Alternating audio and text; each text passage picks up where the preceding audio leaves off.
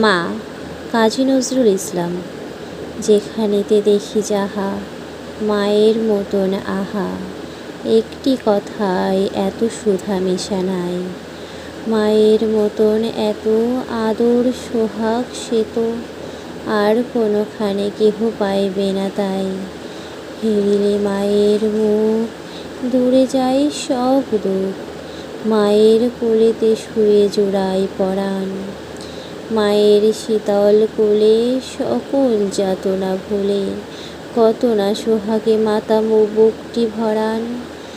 যখন জনম নিনু কত অসহায় ছিনু, কাঁদা ছাড়া নাহি জানিতাম কোনো কিছু। ওঠা বসা দূরে থাক, মুখে নাহি ছিল বাক, চাহনি ফিরিত শুধু মার পিছু পিছু।